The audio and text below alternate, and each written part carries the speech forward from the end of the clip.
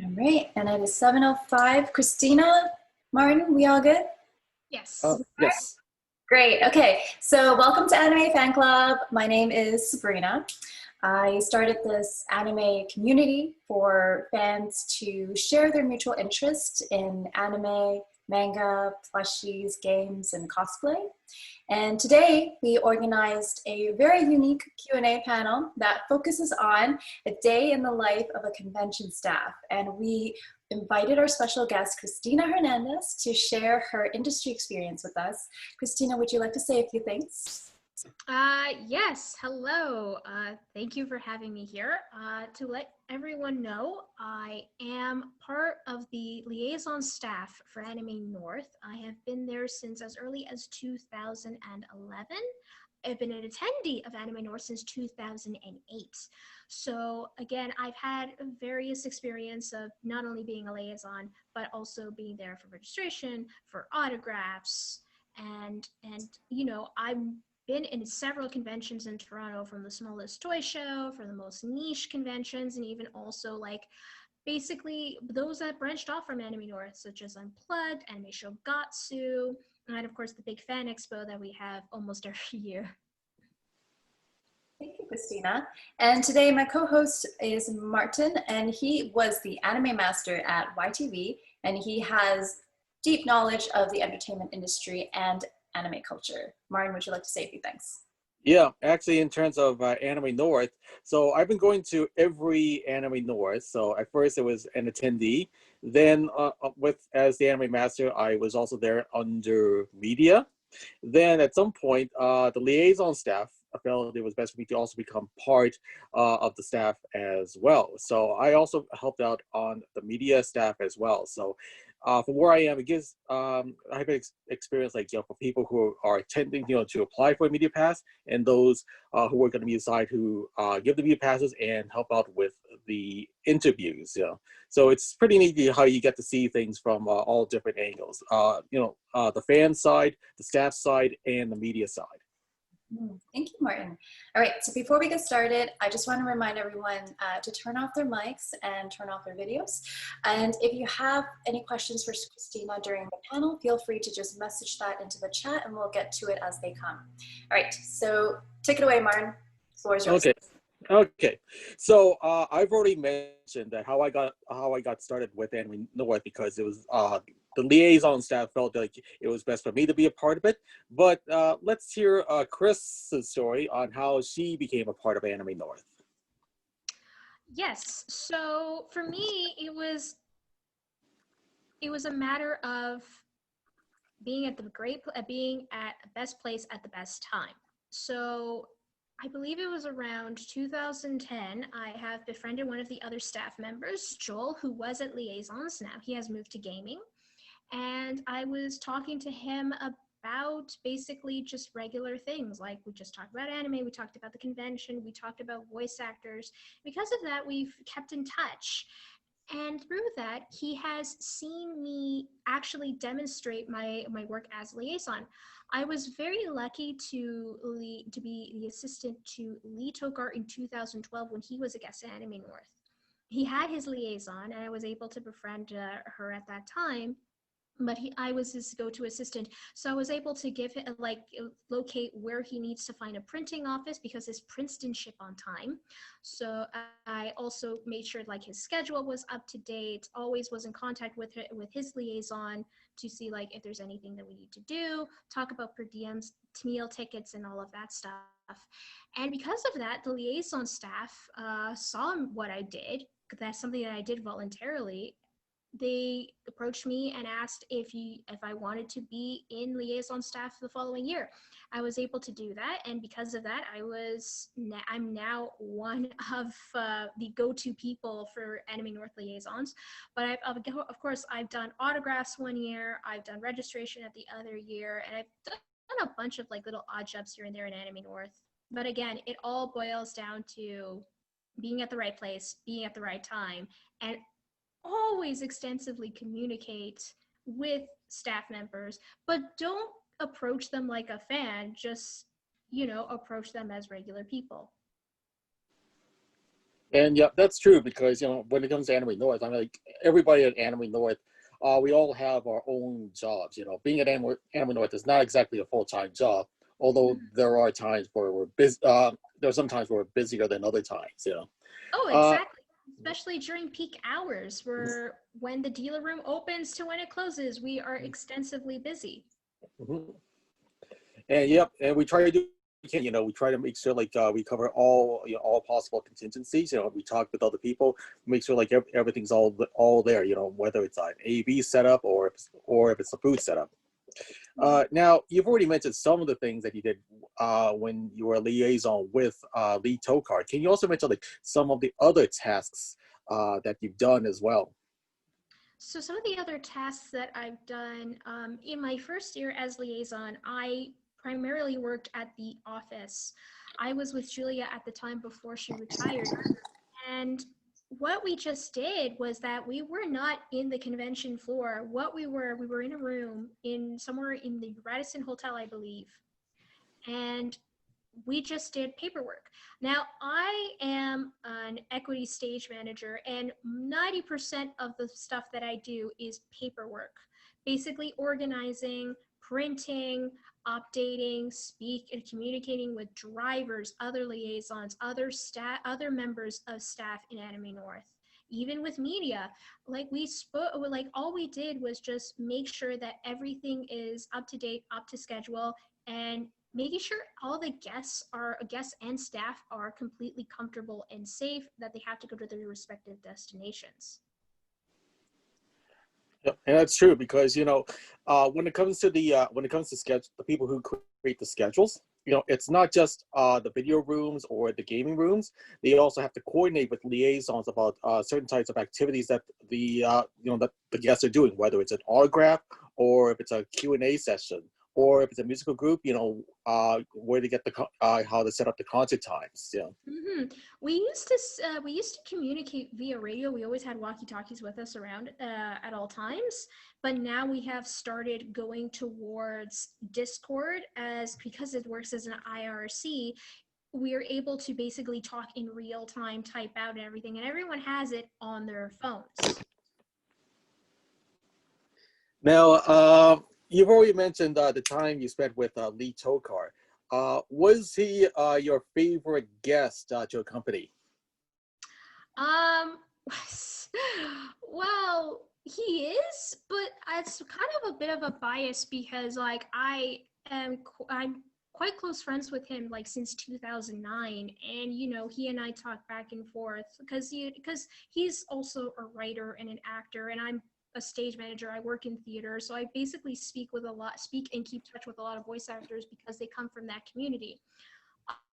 In terms of favorite guests I've ever liaisoned, I don't know. Like, Lee is one of them. I would also say Alexis Tipton is also one. I've only been her liaison on the Friday night of Anime North last year because the other her designated liaison was not able to make it, so I filled in. And she was such a delight. She's such a sweet person, and she was very like okay with fans who approach her.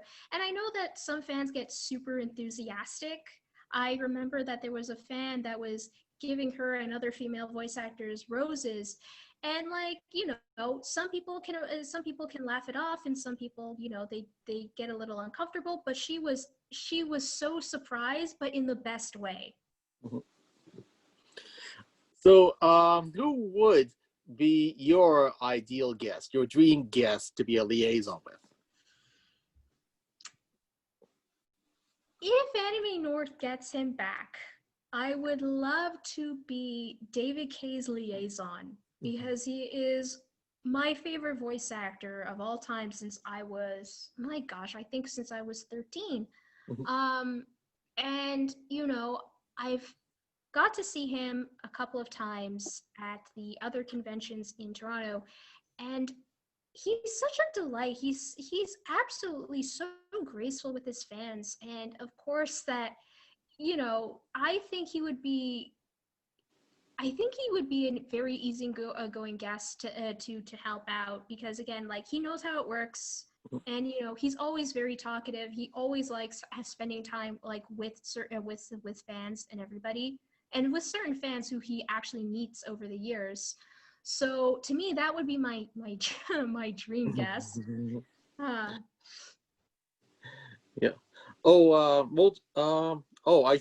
Mo-chan was just asking like what David K has done professionally. Just to let everybody know like as to who David K is.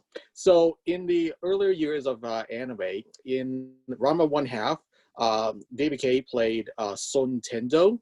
On Gundam, I'm trying to remember the character he played on Gundam Wing. Yeah. But Sonata. yes, on Beast Wars, he was Megatron.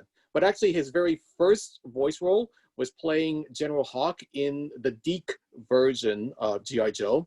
David K has also played Professor X on X-Men Evolution, and so he's also played a dragon in one of the Barbie movies. Now, at some point, he lived in Vancouver, but recently, a few years ago, he did move to LA, and he has been getting a lot of big roles. For example, on Teen Titans Go, there was a 4-part episode based on the song "The Night Begins to Shine." He was the dragon. He had some voice roles on some of the Marvel animated series as well. So. And he was actually on a Red Bull commercial as well. Yes, he has been doing a lot of promotional work. In a few days, he will be in the new Ben 10 series that will be airing on Cartoon Network, so check that out. Oh yeah, yes, and David K plays Grandpa Max. Also, if you remember Transformers Animated, instead of playing Megatron, David K played Optimus Prime. Mm-hmm. Mm-hmm. So he's got a very distinct voice in a certain range, So in a way, once you start to hear his characters, you start to become familiar with his voice pattern. And actually, in terms of a live action role, well, he did play a reporter on Happy Gilmore, and there was another movie he was in Martian Child. Played more of a supporting role. Mm-hmm. Mm-hmm. Mm-hmm. Now, one of the things that happens with the liaisons at staff is that sometimes they need to accompany them whenever there's a media request to do an interview with them. Can you explain what usually happens when you accompany a guest to a media interview? Yes. So what we do is that we set up the interview in a quiet area, probably where the hotel is, where con staff is, so that way that there be no fans present but minimal staff present. The important thing is that we keep it in a quiet, safe, and comfortable area for both media and for guests, and and create, what would I would say? I would say like create an ambience where like everyone's able to talk for certain hours of time. For example, we when we got Lee over for 2012, we set him up in one of the cafe areas because it was not scheduled until the following day in the afternoon. So there will be no fans at the time. They would be out probably by the dealer room or outside or somewhere else. And we were able to set up his interview with Sal, who is in Anime North as well. And they had a really wonderful time. All we just did was just moved 3 chairs over, have 2 of the other liaisons like be there as lookout for the door, and of course I was present in case like they need me for anything. Okay, yeah, and when you're on the media side, especially if you're recording as a video, of course one of the hazards you have to watch out for: background airplane noise. Because Anime North is close to the airport, from time to time you get that airplane noise in the background, But one thing I also recommend for anybody who applies like for a media pass and you want to do interviews with the guests, sometimes you may have to be prepared to submit your questions ahead of time to see if it meets their approval. It depends on the guest, Mm-hmm. When I used to interview the guests, I used to make sure that the questions are very interesting, things that people have never asked before, but also maybe things that are connected to the series. Sometimes you might find an interesting new discovery. Like for example, I learned that Michelle Ruff, who played Ruki on Bleach, yeah, she can't draw. She can't draw either. She says she can only do stick figures. You know, other cases they may look at certain things, like when you discovering her role on the anime Mare, the witch Dorothy was connected to her favorite movie, the Wizard of Oz. You know, so sometimes it's always neat to have like a fun interview. It's something that they always remember, and you know, when you have a fun interview, at some point later on, they see you again, they may remember you. You know, I mean, like you know, like one of the funnest interviews I had personally was I gave Sonny Strait a YTV yo-yo, and for the whole interview, he was having so much fun playing with his yo-yo as he was answering questions. Yeah. Now we've heard like you know, you've had a lot of fun accompanying some of the guests. Like with the tow car. But what are some of the difficulties that you've had in your role? Difficulties I had in my role, I believe, I am thinking about it. I don't think I've had that many difficulties. I mean, the only thing is when, oh wait, no, I have one. There was a time when I was in autographs, and it was my first year there. And there was an incident regarding a fan to one of the guests. Now, we've approached the guest, we asked what happened, and it turns out it was a form of miscommunication when it came to a photo op. The guest basically the guest was requesting for like a hug, but sorry, one moment.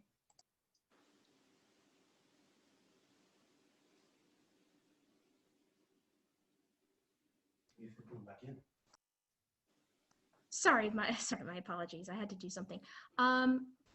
So yes. So what happened was the guest got a little too hands-on, and we had to address the situation with liaisons and with autographs.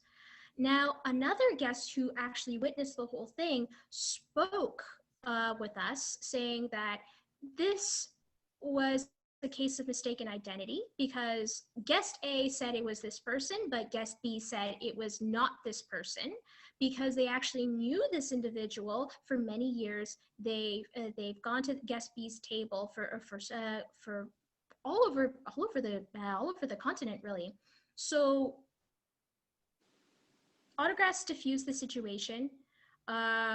Basically, we just added extra security. We informed the floor, you know, because there's con staff at the floor of the dealer room and as well as Artist Alley.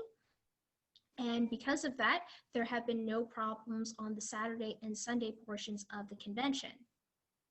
And the important thing is that, you know, we made sure that we apologize for what happened, but again, on the behalf of whoever this person was, but we made sure that the guest is to remain comfortable for the remainder of that weekend.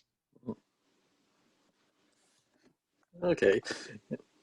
Yeah, it's always interesting how there's always unusual things, and you never know where it could pop up. But you know, actually, you know, in a way, this also gives you an opportunity to, from my own personal experience, like I want to give a certain amount of thanks, like to the special ops team at Anime North, because well, I remember one time after I finished interviewing Wendy Lee on a Saturday afternoon, it was raining, and then there was also a traffic accident near the Anime North grounds. But somebody from special ops actually took the time, and he was in the rain, soaking wet, but he was guiding traffic around, you know.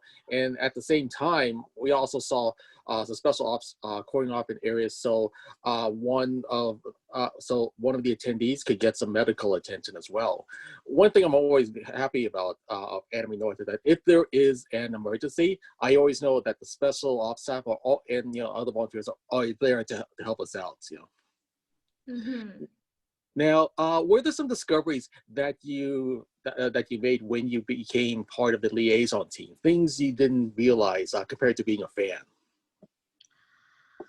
It really comes down to the environment. I was very surprised at how awesome and friendly the con staff is, especially in liaisons, because we don't just see each other once every year. We actually do keep in touch. We're about to like have another meeting shortly after, and for the month of October. And it's great. Like it kind of feels like we're a bit of a family almost. I Mhm. remember I was spending most of my time at the liaison's office last year, and just talking with everybody, you know, helping out, and of course, like doing what needs to be done for the convention. But during the off hours after the dealer room has closed and everyone's going off to the rave or everyone's just going to have dinner, last year we've all basically set up a table, made like a small banquet or a potluck, and we just sat down, we ate, we were watching the Eastern Conference Finals, and it was a really good time. We were just all hanging out, and of course, like after the convention, we were just like sometimes we get to talk to each other whenever we can, or we set up like days where we get to see each other like in person for a picnic.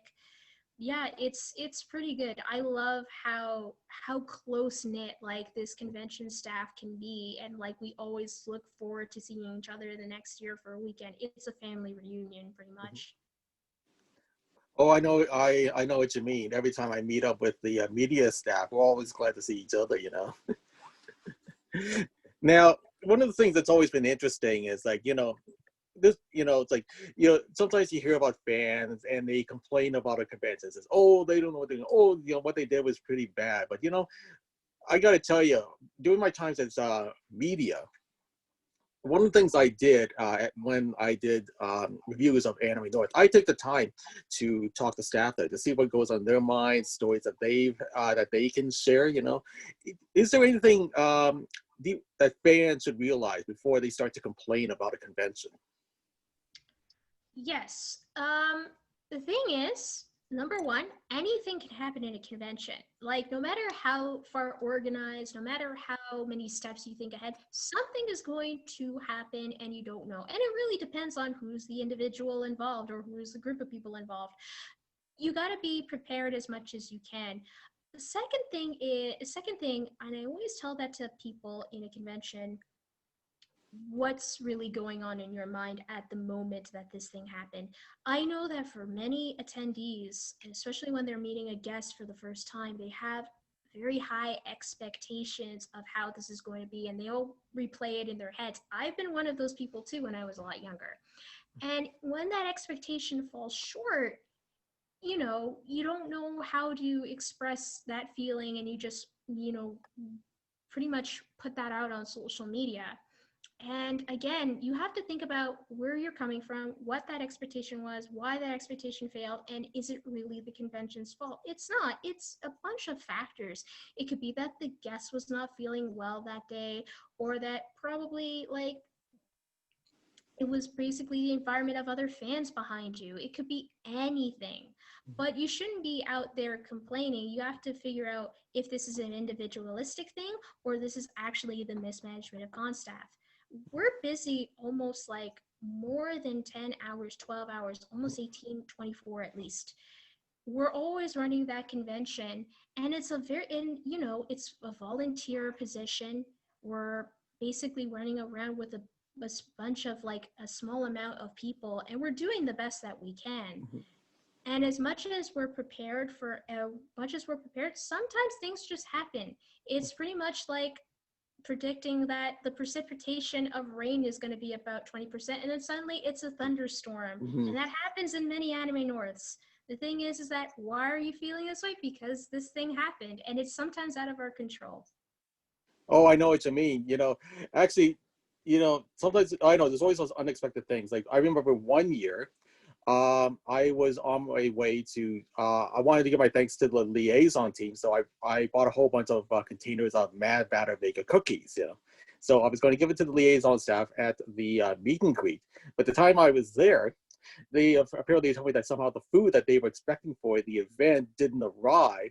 So apparently they used the cookies I gave them to tide everybody over.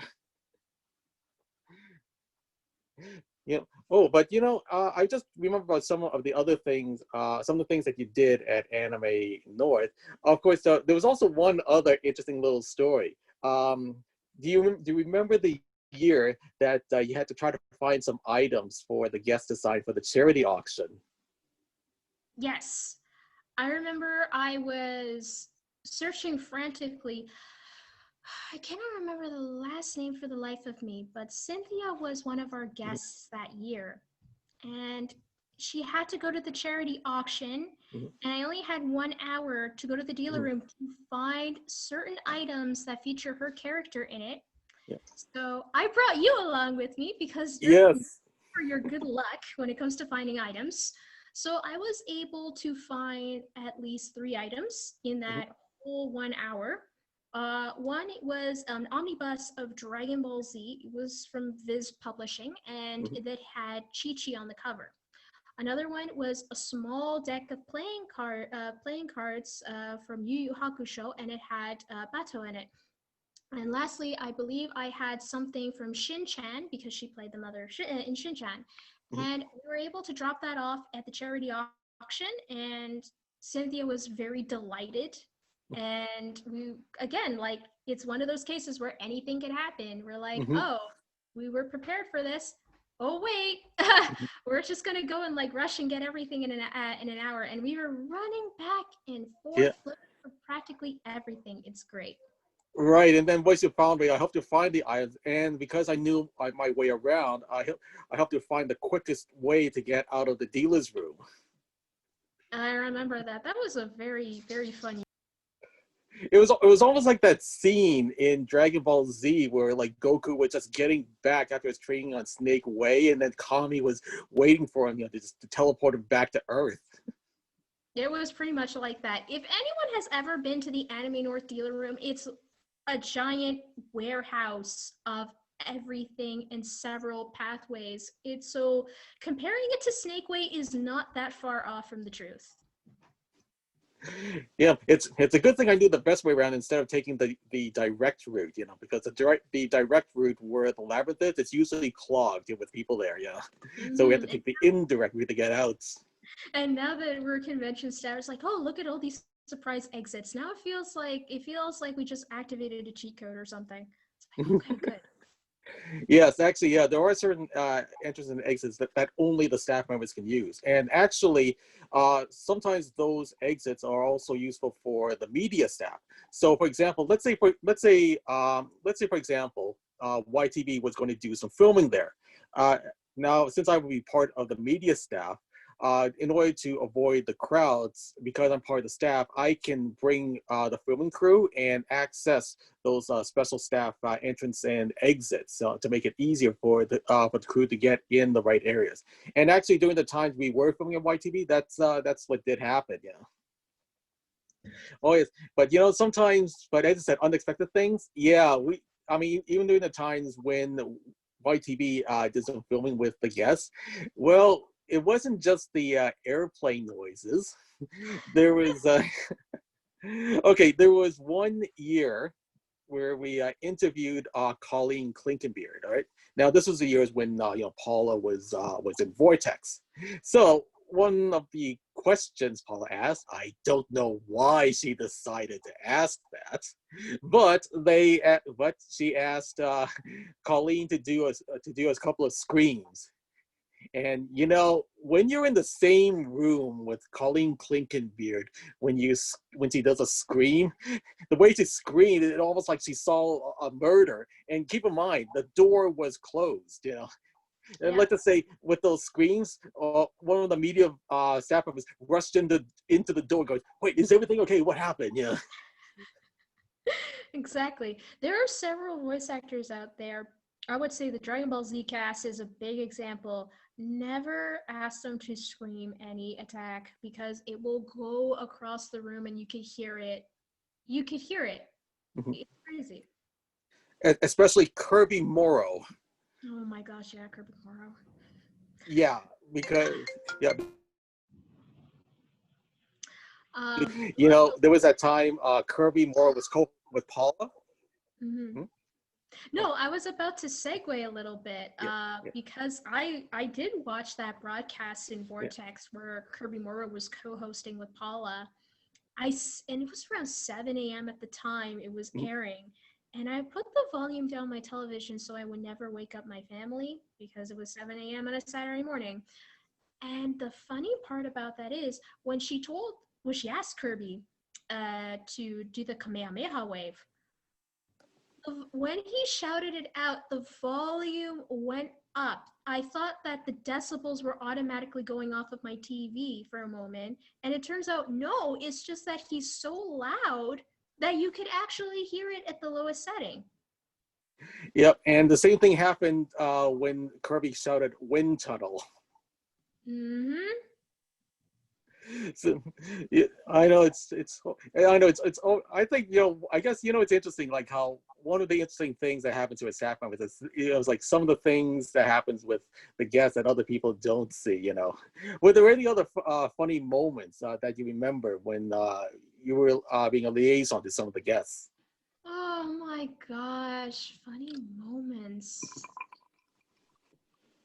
Wow. Um, I'm Mind you, really, this does not include John Swayze. it does not. No, I wasn't there when John Swayze was around. Goodness gracious. I don't recall. I remember the many times we lost Scott McNeil. Oh yes. We can never find him, and we just rely on him to get to somewhere on time. And Yeah. luckily he did. Luckily he did, or sometimes goes a little late by 5 minutes. But there is a reason why certain people say that Scott McNeil is one of the people you cannot liaison, no matter how good of an expert you are. It's like, just let him do what he needs to do. As long as he goes to a certain panel on time, as long as he goes to an autograph on time, as long as he gets to eat, you're pretty much fine. Otherwise, you could just let him go. Yeah, just to let you know the background with John Swayze. So on one particular year at Anime North, during the opening ceremonies, John Swayze was so excited being at Anime North. Well, he decided to show his enthusiasm by just taking a leap off the stage. Unfortunately, after the landing, he had a bit of a sprained ankle, so it had to be tended to. So, so when he came back the next year, we all made sure that this would not happen again. Exactly. Now, but I think one of the things that for things from a different perspective, let's take a look at the autograph lines. Because one of the things I know that's been very, very interesting is how things have changed with the autographs. Beforehand, like back in the 2000s decade, beforehand, it just used to be like a 1 hour time slot. But there was no charge for the autographs. But now things have really changed now, because there's more hours of availability to get an autographs, and the marketplace has actually accepted paying for the autographs now. It's an interesting exchange between your dollars and the amount of hours to access the voice actors. Mm-hmm. What are your thoughts on that? Well, when it was first introduced back in probably around the tail end of the 2000s, because Fan Expo was the first to try it out. I know this was first done in San Diego Comic-Con, and everyone pretty much adapted it overnight. And when Fan Expo first started it, I was very hesitant of how and who I wanted to meet, because again, it was just like, this is how much it costs. How is this going to be out of my con budget? And basically just trying to get my budgeting and not go over. Now with Anime North, we adopted the same concept, but we're did it a little bit differently. So in Anime North, we do charge attendees for autographs with our guests. However, a portion of it does go to Sick Kids Hospital. Mm-hmm. So it made me feel a lot better, because again, like this amount of money is going towards the charity, while basically going towards the guests themselves, because of the way how everything has changed with appearance fee versus guarantee, such as how much money they'll make, how much money they'll make in an autograph session, and whether or not it breaks even or surpasses or does not the certified guarantee of how much it costs. And you know what? At this point, it's really up to the attendee, because it's really like you either pay for the autograph, or you pay for a photo, or you just go and say hi to them and, you know, capture the experience that you want. Now for me, like, I'm willing to pay for every guest, because again, it's going towards charity in Anime North. And for the case of like Fan Expo, I'll pay a select few for photos and a select few for autographs. It really depends on, like, again, because Fan Expo is one of my budget heavy conventions. Yeah. Yeah. Also looking from a different perspective, you know, like a lot of voice actors also bring in their own photos for, you know, in order for them to put their autographs on. And, you know, it's like, you know, those 8x10 photos, they're not cheap to produce, you know. Oh, exactly. Like printing out glossy photos, especially if it's of a character or of a fan, of an approved fan art of that character, it does, like, getting that for probably over 100 people, it's not cheap. And to reprint it again and to ship it, and if there's a new character, reprint it again. And it does, like, charging it per page, per ink, and per quality of paper. That's also a big factor to why they are charging for autographs, because a lot of voice actors pay out of pocket to create these things, so that way you get a nice 8x10 glossy photo of your voice actor in a nice gold printed Sharpie, and it's personalized too. So you get a lot for what you're paying, whether it's like $10 or $50, or if it's celebrity, it could go over 100. But again, it's part of that experience between attendee and fan. Now, one of the things I want to mention is, like, like a lot of departments, they usually don't like work by themselves. We're also in conjunction with other departments. So for example, between media and liaison, there is a certain required interaction. So for example, let's just say let's say a group is applying for the media pass and they want to interview with the guests. Well, what that would mean now is that the media department has to coordinate with the liaison department to see what time the guests can be available to do an interview. And sometimes they also have to check with the media outlet to see if they can also be available for that time to do an interview with them. But one thing I do recommend is, especially, if you're planning to interview guests, make sure you have your questions written ahead of time, just in case if they want to ask for a sample of it. But, I usually do like a maximum of 10. But also keep in mind, you don't know how much time you're going to have. Also, when you do get a chance to interview the guests, whether the voice actors or other types of guests, and you're recording them, one thing that's also important, keep an eye on signals from the liaison staff so they can signal you like how much time you have left. One of the things I always suggest is that in the media outlet, if you're interviewing guests, try to make sure you have a flexible plan. It's like maybe you want to try to make it fun, or you try to put the most important questions up at front first, just in case they can't answer all of the questions. One of the things I also try to do when I apply for a media pass, is I try to do what I can to make things easier for the media department. It's just that I don't say like, oh, I want to interview this and this. I want to try to do what I can to make things easier for them to do the setup. But one thing that's also important nowadays is that when you apply for a media pass, they're also going to ask for certain types of stats for your publications. And this is important in some ways because, of course, they want to see like how big your publication is compared to others, and there's also requirements that once you finish creating your reports, you let the media department know where they can see it. So because they may want to include it as part of their report or show to other people, like, here's what the coverage looks like. And we also want to keep track of things. We don't want people to misrepresent themselves. Not like what happened over a decade ago with the conventioneers. Oh, yes. Yeah. Yeah, there was that one year with the convention years, and a number of attendees complained about their accents and even what they saw, what they covered at Anime North. It just didn't feel like what they were covering was the true nature of Anime North. So it was decided that they would be banned from the convention. Yeah. Mhm. Now, I've already mentioned like how media can interact with liaisons. Can you also give some kind of perspective on how liaisons would also interact with the autograph group? Yeah, it's quite simple. Because the moment they're on the table, autographs, what they do is they basically look over everything, make sure that everything is nicely organized, and if there are any rowdy fans, they will have to, take them out of the line.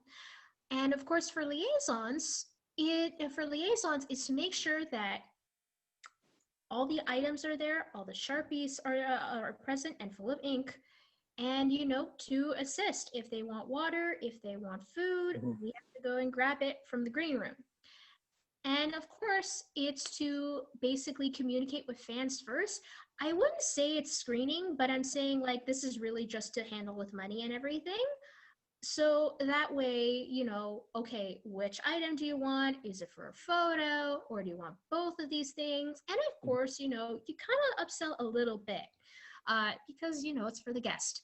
And with autographs, it's to make sure that everything is there, make sure that if there's a certain limit or keeping up with time, they'll inform us like, hey, we only have like about 10 minutes. How many people do you want? And then it's basically our call or the guest call to do this. But yeah, it's all a team effort between liaisons and autographs, and to make sure that everyone on all sides are happy and they get to do whatever they needed to do. For the guests, it's like to interact with fans. For fans, it's to get the stuff that they want and interact with their guests. And liaisons and autographs is to make sure that everything is safe and comfortable and we get no complaints. Now, how do the department heads get in contact with you? Normally by whichever we're using, whether it's either by walkie-talkie or by Discord or by text.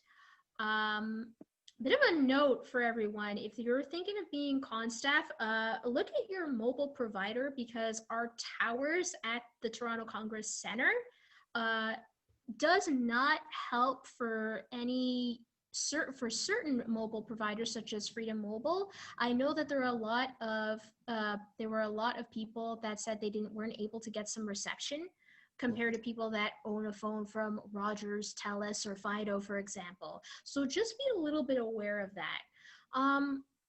So going back to the question is, yeah, they just communicate us, and sometimes we just all meet up when we're about to get our voice actors or any other guests or artists or whatever.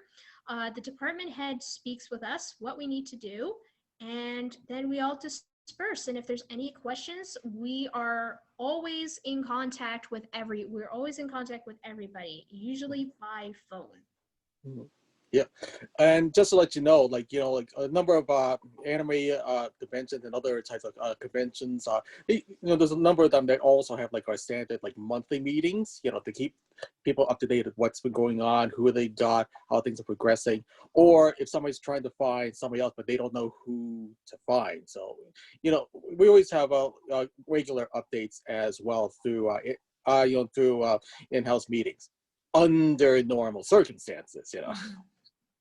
Mhm. Now, I do have an interesting question for you. Now, now, when you become part of the staff, do you sometimes feel like that you miss out on seeing some of the things at Anime North because now that you're part of the staff, you got certain obligations, but do you still get a chance to see some of the things that you wanted to see at Anime North? You know what? Ever since I became staff at Anime North, I actually got to see more of Anime North than I did as an attendee.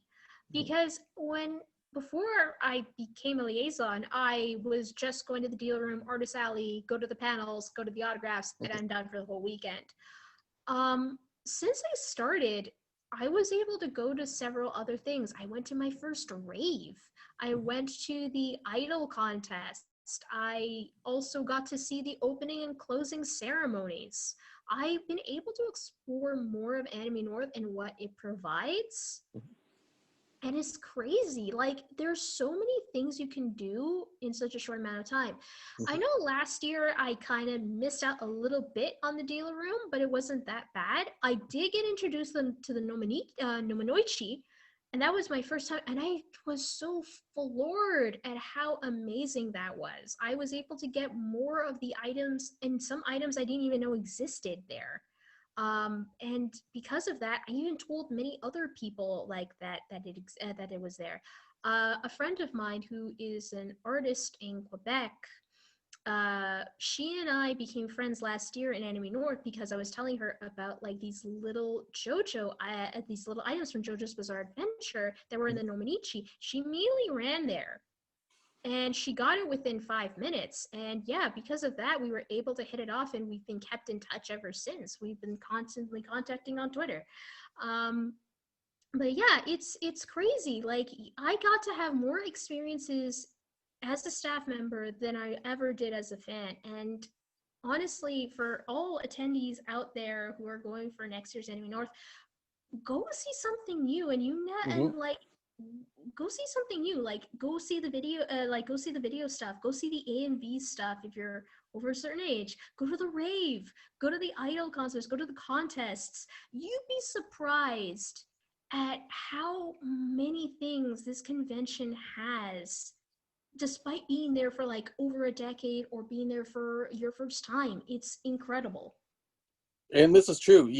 During the times over the years when I did reports on YTV.com, I took the chance to take a look at different things, And luckily, because of my experience of what I saw at Anime North, and then when I became a part of the staff, I helped out the staff by creating little quick sheets for other media outlets so they can see what is going on. Because one of the common questions that a lot of media outlets ask is like, okay, what is there to see? So what I've done is I prepare sheets for them. So saying like, okay, here are the big highlights for Friday, Saturday, and Sunday, and here is where they are located. When it comes to going to Anime North for for across all these years, you gain interesting perspectives, and you also learn some tips especially on when it comes to doing the opposite of everybody else. Especially if you want to help somebody find a cup of coffee. Yep. Oh, like if you see a big line, go find the alternative. You'd be surprised at how many other alternatives are there. Right. Starbucks and Tim Hortons. Right. So when somebody's looking at if you want a cup of coffee and there's already a lineup at the Starbucks and the Tim Hortons, well, other people have tried the gas station across from the hotel. So or maybe you try the other Tim Hortons that's near the Radisson Hotel. They don't have a lineup there. No, they rarely do, and I'm very surprised. Or if you want to get the hotel, but instead of navigating through the crowd, go around the other side of the building. So that's one of the things I've always learned how to navigate things at Anime North, learning how to do the opposite of everybody else. It did give me a chance to to look at things. It's interesting. When it comes to staff and being a fan, and also being media, it's amazing. Like all the perspectives you see. Like from a fan, you get to, you try to see what interests you. But then as media, you get a chance. When you go into media, you get a chance to try to explore, try to look at different things. But then when you're part of the staff, then you look at things like, okay, it's not looking for myself. I want to make sure everything's okay for all of the attendees out there. What would you say has been like the most satisfying aspect of being part of a convention staff? It's most satisfying. This is personally me. I get more food because of all like the little discounts we get from it. And also like just looking around. I always go grab onigiri whenever I get the chance, despite the fact that there's like so many like places like, at at the International Plaza, like there's a nice like new restaurant over there, but yet I always grab like all those little like snacks.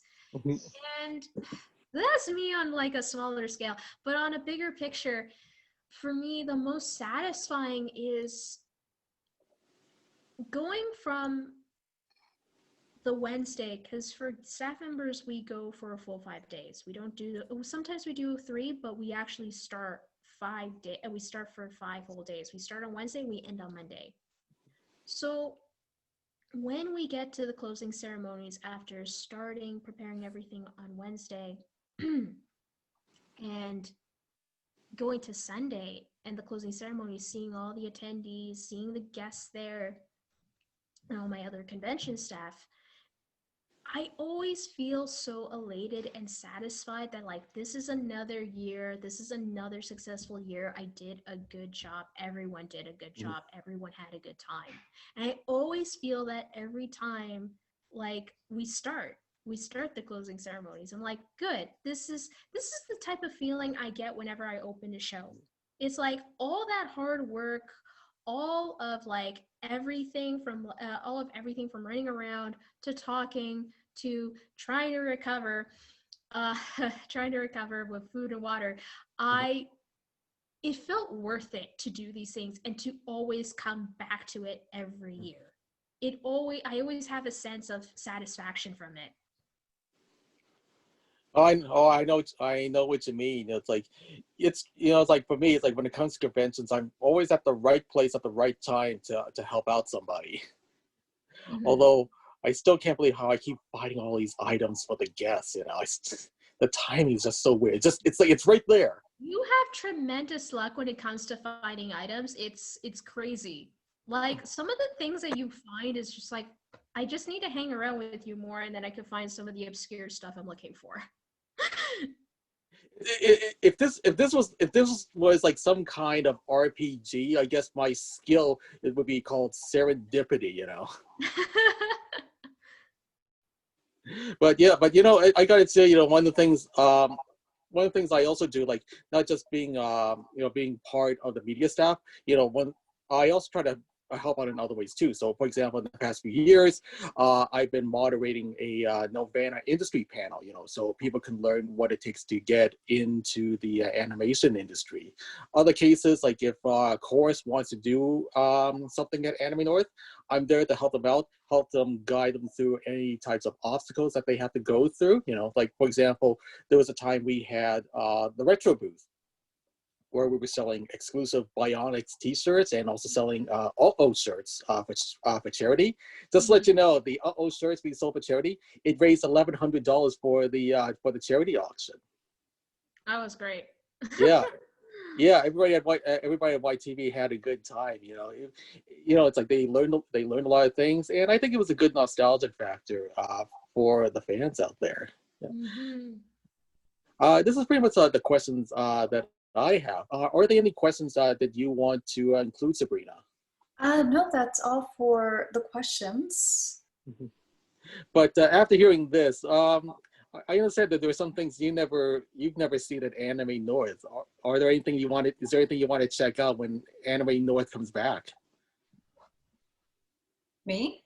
Yeah. Oh, tons. Because just as Cristina was saying, I only went to really the dealer's room, and that's about it. I hardly ever really explored, but then learning from the two of you now, there's the Nomonichi, is that what it's called? The Nomonichi, yeah.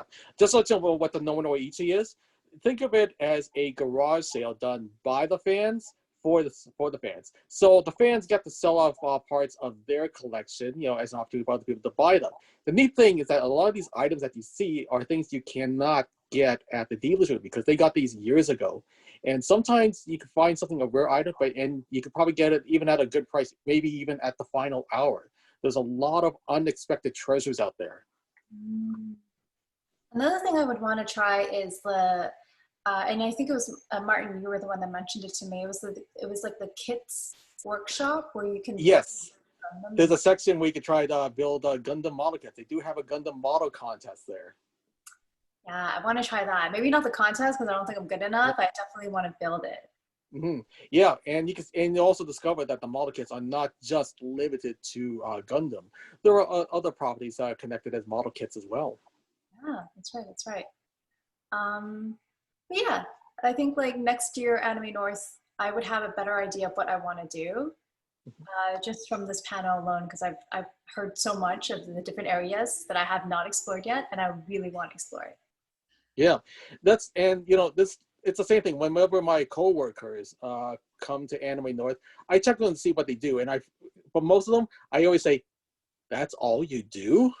So sometimes I give them a challenge to try something different, something they've never seen, And in a way, it has opened their eyes. Yeah, for sure. All right.